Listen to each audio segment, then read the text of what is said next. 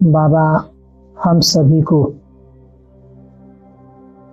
ज्ञान और योग के आधार से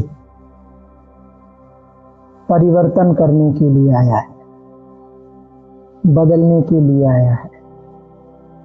इसलिए बाबा हम सभी को यह स्लोगन देते हैं कि बदला नहीं लो, बल्कि बदल के दिखाओ। मेहनत बदल के दिखाने में है। ये नहीं कि किसी ने मेरे साथ ऐसा किया तो मैं भी उसके साथ ऐसा ही बर्ताव या ऐसा ही व्यवहार या ऐसा ही उसके साथ में चलूं। ज्ञान हमको ये सिखाता है कि हमें अपने इस ब्राह्मण जीवन के अंदर समय के अनुसार जो शिक्षा मिल रही है, जो सावधानी मिल रही है, हम बड़े भाग्यशाली हैं कि हमें कोई शिक्षा देने वाला, समझाने वाला, सही रास्ता बताने वाला या किसी न किसी प्रकार से हमें अच्छा या श्रेष्ठ बनाने के निमित्त है।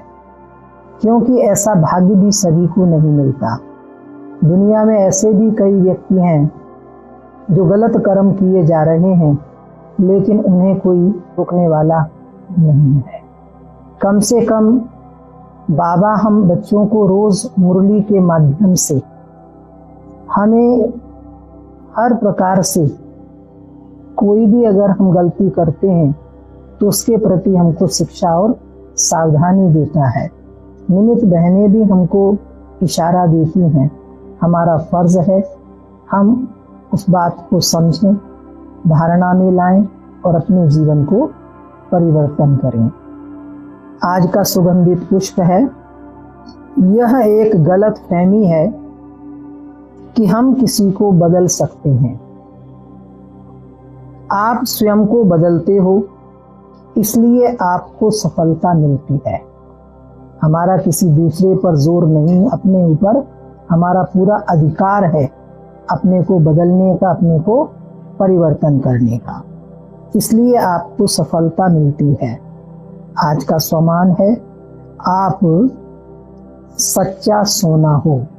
जैसे सच्चा सोना, निखालिस सोना चमकदार होता है, अलग से ही मालूम पड़ता है, ऐसे ही बाबा कहते आप बच्चे भी सच्चा सोना बनो, अर्थात चमकदार बनो।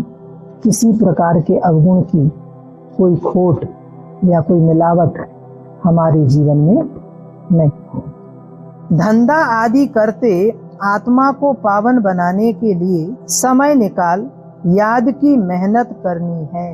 कोई भी आसुरी काम कभी नहीं करना है। दूसरी पॉइंट, अपना और दूसरों का कल्याण करना है। पढ़ाई पढ़ना और पढ़ाना है। स्वार्थी नहीं बनना है कि हमें तो ज्ञान मिल गया, हमें तो समझ मिल गई, लेकिन औरों को भी समझ दो, औरों को भी बताओ।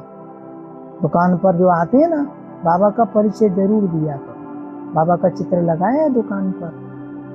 नहीं लगाया हो तो लगाना, लेके जाना। याद का बल जमा करना है। योग की शक्ति अपने अंदर भरनी है, जमा करनी है। आज का वरदान है, जैसे परमात्मा बाप को नाम रूप से न्यारा कहते हैं, लेकिन सबसे अधिक नाम का गायन बाप का ही है, वैसे ही आप भी अल्पकाल के नाम और मान से न्यारे बनो तो सदा काल के लिए सर्व के प्यारे स्वतः बन जाएंगे।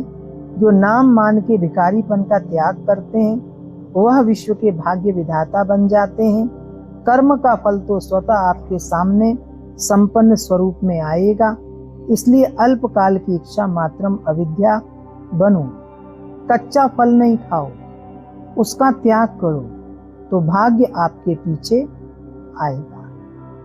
कच्चा फल खाना माना थोड़ा सी मेहनत की, थोड़ा सा प्रचार किया और फल खाने की इच्छा रखने लगे, उसे कहते हैं कच्चा फल। कच्चा फल नहीं खाओ, उसका त्याग करो तो भाग्य आपके पीछे आएगा।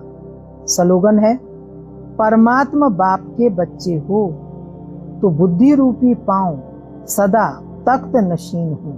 माना हमारा बुद्धि रूपी जो पांव है वो सतयुगी तख्त को प्राप्त करने वाला, उस पर आसीन होने वाला पुरुषार्थ हमारा हो।